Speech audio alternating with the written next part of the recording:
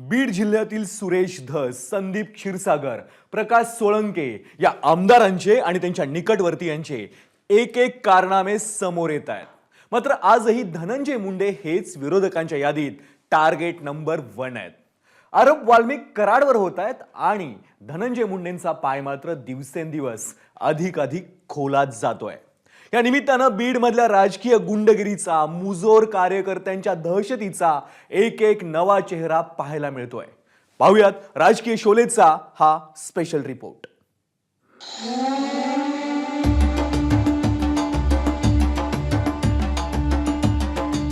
गुंड प्रवृत्तीची लोक असतात ना, त्यांना जात पात कधीही नसते. सापांचा बीड असतो ना, तसा तो राजकारण्यांचा सापाचा बीड झालेला. ते आता मंत्रिमंडळाचे सदस्य नाहीत.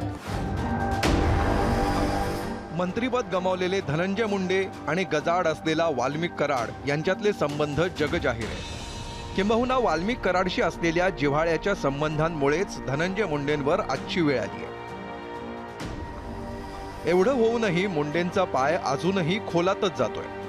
गंभीर गुन्हे करतानाही मुंडे आणि कराड एकत्र होते असा खळबळजनक आरोप अंजली दमानी यांनी केलाय. त्याचा पुरावा म्हणून त्यांनी 18 वर्षांपूर्वीचा म्हणजे 2007 सालचा एक पोलीस FIR समोर आणलाय. त्या FIR मध्ये धनंजय मुंडे, वाल्मिक कराड आणि 20-25 साथीदारांनी किशोर फड या व्यक्तीला मारहाण करत धमकावल्याचा आरोप आहे. स्वतः धनंजय मुंडे हातात रिव्हॉल्वर घेऊन उभे होते असा उल्लेख FIR मध्ये आहे. या श्रीराम फडला अगदी धमकावलं. म्हणजे धनंजय मुंडे हे गाडीत, त्यांना एका गाडीतला 25 लोकांच्या टोळीने त्यांना थांबवतात, त्यांना धमकावतात, त्यांच्या गाडीवर रॉकेल ओततात, त्यांना बाहेर येण्याच्या म्हणजे दरवाजात ना त्यांना बाहेर पडू देत नाही. बाहेर पडला तर गोळ्या झाडीन. आणि हे कोण म्हणतं तर धनंजय मुंडे स्वतः. भडका उडेपर्यंत त्यांना आत डांबून ठेवलं जातं, म्हणून 307चा यांच्यावर गुन्हा झाला. पण आपल्या महान पोलिसांनी काय चौकशी केली माहित नाही. दुसरीकडे वाल्मिक कराडनं आवादा कंपनीकडे 6 वेळा खंडणी मागितल्याचं आरोपपत्रातून समोर आलंय. आवादा कंपनीच्या अधिकाऱ्यांनी दिलेल्या जबाबात नेमकं काय म्हटलंय पाहूया. पहिल्यांदा खंडणी 28/8/2024 रोजी मागितली.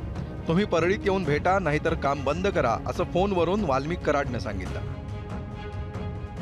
दुसऱ्यांदा खंडणी 11/9/2024 या दिवशी फोनवरून वाल्मिक कराडनं मागितली.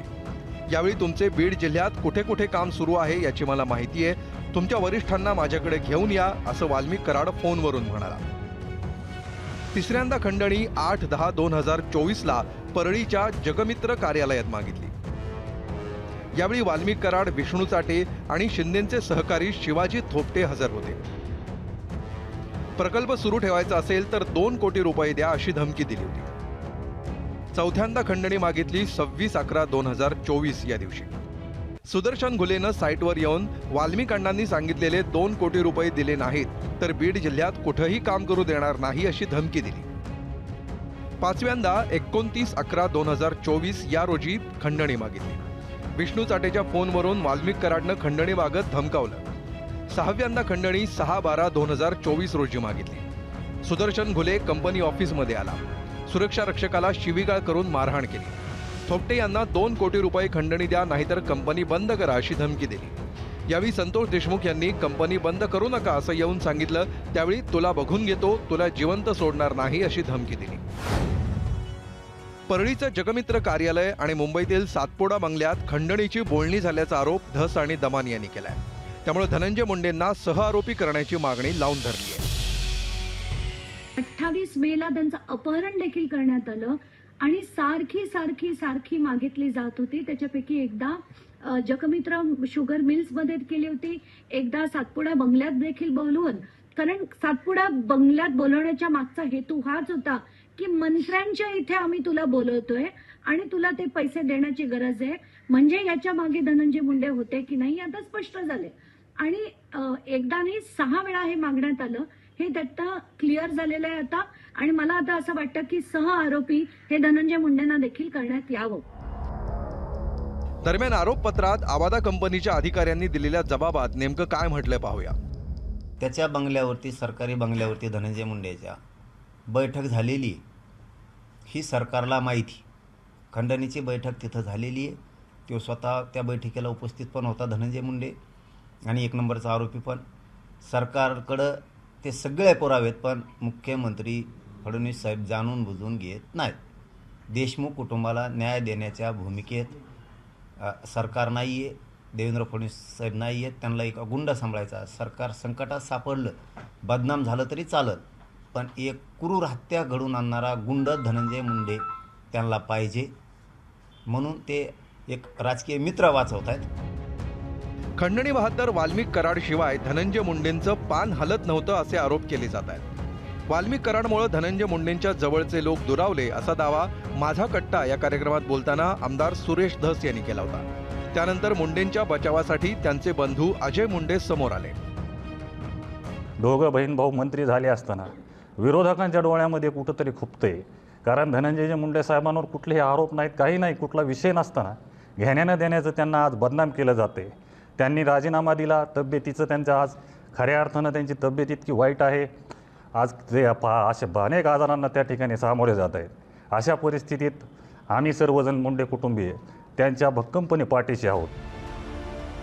धनंजय मुंडेंचा मुद्दा अधिवेशनातही चर्चेत होता.